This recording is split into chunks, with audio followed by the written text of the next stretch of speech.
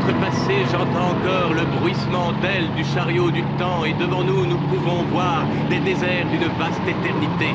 Andy Marvel, quelle merveille! Quel est votre nom? Est-ce que vous me recevez? Je répète, est-ce que vous me recevez? Quelle est votre position? Répondez, Lancaster. Vous semblez être une brave fille. Je ne peux pas répondre, mes instruments ont disparu, ainsi que mes hommes. Sauf Bob, mon radio, il est mort. Les autres ont sauté sur mon ordre, à 3h35, vous avez entendu? Ils ont sauté à 3h35. Ma base est Warrenden, groupe bombardier AG comme George. Envoyez-leur un message. Base à Warrenden, bombardier A Alpha, G George. Ils vont avoir beaucoup de peine pour lui. Allô, G George. Allô, G George.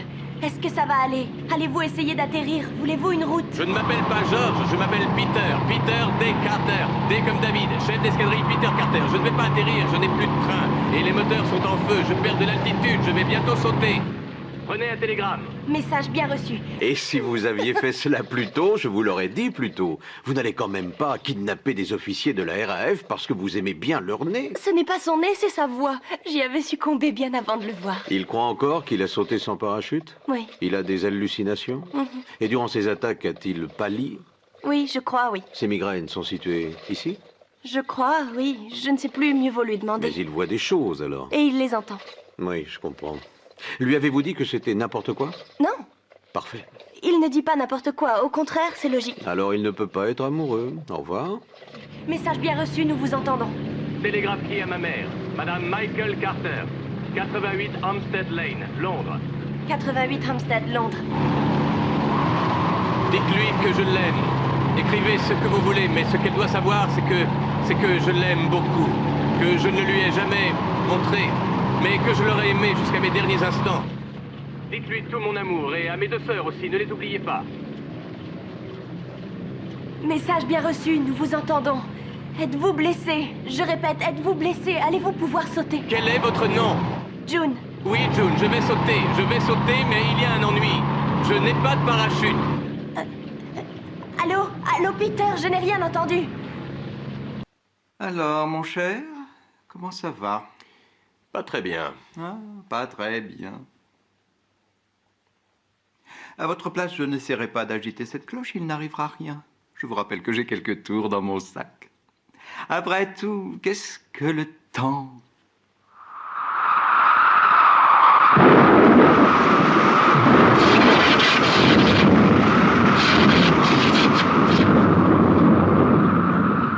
Une pure tyrannie. La prochaine fois que vous faites ça, prévenez-moi.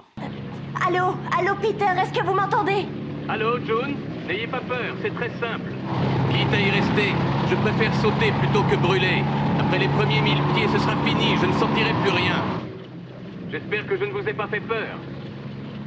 Non, je n'ai pas peur. C'est bien. Mais votre opérateur qui est mort, il n'a pas de parachute. Il a volé en miettes lui aussi. June, vous êtes belle? Pas trop mal? M'entendez-vous aussi bien que je vous entends? Oui. Vous avez de la voix et bien du courage aussi.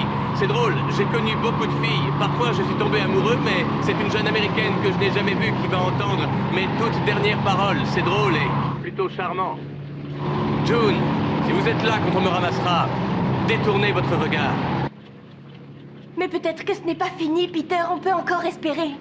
Non, personne ne peut rien faire, sauf vous. Comprenez-moi, June, je veux être seul avec vous. La parole est à la défense. C'est ici, dans cette rose, que repose ma cause. Et elle soulève une question.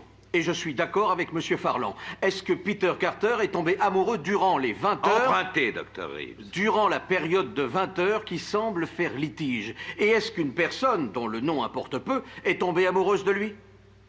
Voici donc deux jeunes personnes qui se sont rencontrées parce qu'une erreur a été commise et maintenant, on voudrait les pénaliser pour une des plus simples raisons au monde. Ils sont tombés amoureux. Je dis que dans cette larme, il y a l'amour, la vérité et l'amitié. Ce sont ces valeurs et ces valeurs seulement qui peuvent construire un nouveau monde aujourd'hui et devront construire un monde meilleur demain. La voilà, ma cause. Et par conséquent, je demande que le jury permette à mon client de vivre. Où êtes-vous né? À Boston? Massachusetts? Oui. Une ville très belle où l'histoire s'est faite. Êtes-vous amoureuse? Non, non, ne dites rien. Je pourrais aimer un homme comme vous. Je vous aime. Vous êtes la vie et moi je vous quitte. Où habitez-vous? À la base? Non, dans une maison à peu près 5 km d'ici, Leewood Une House. maison ancienne? Oui, très ancienne. Je vais me faire fantôme et venir vous voir. Vous n'avez pas peur des fantômes, j'espère? Je n'ai pas peur des fantômes. À quelle heure serez-vous chez vous? Bien, je dois rester ici jusqu'à 6 heures. Je déjeune aux messes et ensuite je rentre à vélo. Souvent, je longe les dunes. Cette histoire est insensée. Oh non, c'est la plus sensée des histoires. J'ai eu de la chance de vous trouver. Je n'ai peut-être pas de parachute, mais j'aurai bientôt des ailes, de magnifiques ailes. J'espère que ce sont bien des ailes et non pas de petits bouts de bois. À votre avis, comment c'est l'autre monde? J'ai ma petite idée. Oh, Peter. Il doit commencer là où s'arrête celui-ci. Du moins, il aurait dû s'arrêter si on avait écouté Platon, Aristote et Jésus. Je crois que là-haut, il y a des problèmes infiniment plus sérieux que les nôtres, mais je ne tarderai pas à le savoir. Je vais partir, June. Au revoir, June. Monsieur le juge, nous pensons tous que le prévenu et cette jeune femme devraient être entendus par la cour. Monsieur le juge, rien n'est impossible.